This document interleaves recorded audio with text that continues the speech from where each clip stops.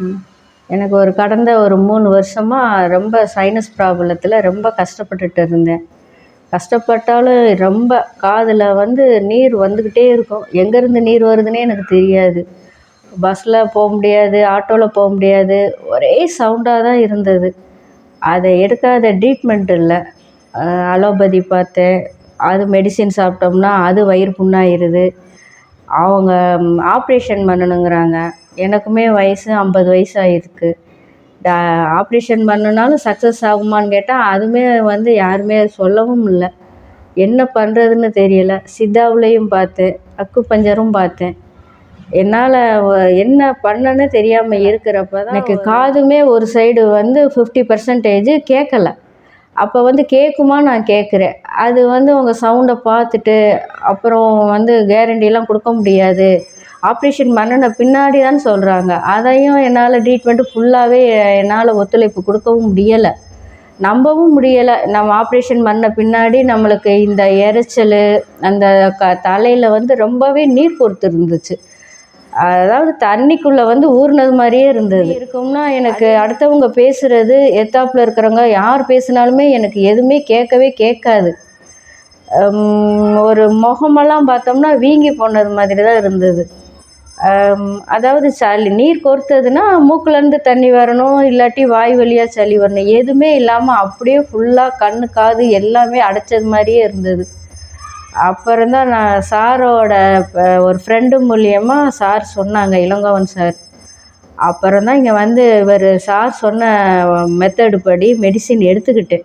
எடுத்த பின்னாடி இப்போ நான் உங்ககிட்ட பேசுகிறேன்னா இது 100% உண்மை. இது எல்லோரும் நான் சொல்ல முடியாது. இது அனுபவித்தவங்களுக்கு மட்டும்தான் இது எப்படின்னு தெரியும். நிஜமாக இது எனக்கு கடவுள் கொடுத்த ஒரு கிஃப்ட்டு மாதிரி தான். கரெக்டான நேரத்தில் சார் சொன்னது மாதிரி கரெக்டாக ஃபாலோ பண்ணினேன். இப்போ நல்லபடியாக உங்கள் முன்னாடி நான் பேசுகிறேன். இப்படி என்னால் ஒரு 6 மாதத்துக்கு முன்னாடியெல்லாம் இப்படிலாம் என்னால் இருந்து பேசவே முடியலை. நான் பேசுகிறதே எனக்கே காதே கேட்காது, அந்தளவுக்கு இருந்துச்சு. இப்போ சார் ஒரு 95% என்னை நல்லா குணமாக்கி கொடுத்துட்டாரு. சாருக்கு ரொம்ப ரொம்ப நான் நன்றி சொல்கிறேன். கிறிஸ்டல் பயன்படுத்தின பின்னாடி எனக்கு எல்லாமே பாசிட்டிவாக இருந்தது. ஒரு தன்னம்பிக்கை வந்தது, தைரியம் வந்துச்சு. முன்னாடிலாம் பயந்து பயந்து எந்த இதுவும் நான் வாழ்க்கையில் ரொம்பவே பிரச்சனையை ரொம்பவே அனுபவிச்சுட்டு இருந்தேன். இப்போ அந்த கிறிஸ்டல் போட்ட பின்னாடி எனக்கு என்னென்னா ஒரு யானைப்படை குதிரைப்படை நம்ம கூட இருக்கிறது மாதிரி அப்படி ஒரு பலம் இருக்குது. நிஜமாக நான் சொல்கிறேன், இது உண்மை தான். இது நான் எதையுமே நான் மற்றதெல்லாம் நான் நம்பவே மாட்டேன். ஏன்னா கிறிஸ்டல் இவ்வளோ பலமா, இதில் அப்படி என்ன தான் இருக்குது அப்படின்னு எனக்கு ஒரு சொல்ல முடியாத ஒரு அதிசயம். அதாவது அதிசயம், ஆச்சரியம் எல்லாமே கையில் இருக்கிறது மாதிரி தான் எனக்கு நான் ஃபீல் ஆகுறேன். ஒரு தன்னம்பிக்கை. நிஜமாக கிறிஸ்டல் நம்ம கையில் கைக்குள்ளே நம்ம எப்படி உலகம் இருக்கும், கடவுள் இருக்கார், அது மாதிரி இருக்குது. நிஜமாக இது சார் இளங்கோ சார் நம்மக்கிட்ட இப்படி கொடுத்துருக்கிறது ஒரு வரப்பிரசாதம் தான் நம்ம நினைக்கணும். அதாவது ஒரு மிராக்கள் மாதிரி தான். நான் ரொம்ப தூரம் ட்ராவல் பண்ணி தான் போகணும். பஸ்ஸே வராது. ஒரு காட்டுக்குள்ளே இருப்பேன் நான். பஸ்ஸு வருமா வராதானே இருப்பேன். ஆனால் நம்மக்கிட்ட தான் கிறிஸ்டல் இருக்கே, யாராவது நம்மளை மெயினில் கூப்பிட்டு போயிடுவாங்கன்னு. நிஜமாக அது யாராவது ஒருத்தர் பைக்லேயோ ஆட்டோவிலையோ ஏதாவது ஒருத்தவங்க கூப்பிட்டுட்டு என்னை மெயிலே விட்டுருவாங்க. இன்னும் வரைக்கும் இது கிறிஸ்டல் கைக்கு வந்த பின்னாடி தான் நம்ம ஏன் பயப்படணும், நம்ம கையில் தான் கிறிஸ்டல் இருக்குது, அதனால் நம்ம கிறிஸ்டல் எல்லாமே பார்த்துக்குறோம் அப்படின்னு சொல்லிட்டு தான் தைரியமாக தான் நான் இருக்கிறேன். இது 100% உண்மை உண்மை உண்மை. ஆமாம், நான் ஒரு ஓலா புக் பண்ணேன், ஆட்டோ வரல. அதாவது அந்த இடத்துக்கு போகக்கூடாதுன்னே என்னை தடுக்குது. அதையும் மீறி நான் போகிறேன். ஒரு பைக்காரன் வந்தான். சரி அதில் நம்ம போகலாமே, ஏன்னா ரொம்ப ஒரு எமர்ஜென்சியான இடத்துக்கு போகணும், ஆட்டோவும் வரலையே அப்படின்னு சொல்லிட்டு எனக்கு மனசில் ஒரு தடங்கள் வந்துகிட்டே இருந்தது. அதாவது இந்த பைக்கில் போகக்கூடாது அப்படின்னு. அப்புறம் பார்த்தோம்னா அது போயிட்டே இருக்கிறப்ப சரியாகவே மனசுலேயே படலை.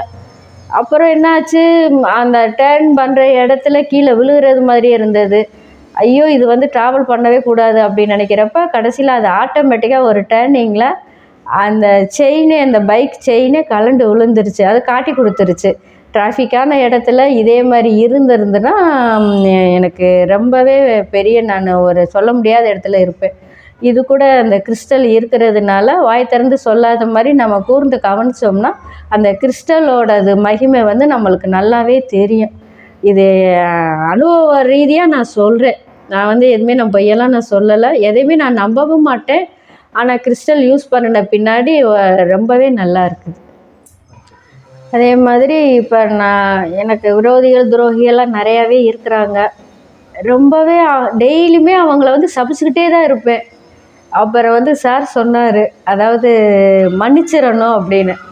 அப்போ நான் கேட்டேன், அதாவது நம்மளை அடிச்சுட்டே இருப்பாங்க, நீங்கள் நல்லா இருக்கணும் நல்லா இருக்கணும் அப்படின்னு எப்படி சொல்கிறது அப்படின்னு. இல்லை, நீங்கள் நல்லா இருக்கணும்னா, பசங்க நல்லா இருக்கணும்னா நீங்கள் வந்து மன்னிச்சிடணும் அப்படின்னு. இயேசுநாதர் சொன்ன மாதிரி ஒரு கன்னத்தில் அரைஞ்சால் மறு கன்னத்தை காட்டுங்கங்கிறது மாதிரி. சரி, நம்ம இந்த முறையை ட்ரை பண்ணி தான் பார்ப்போமே அப்படின்னு.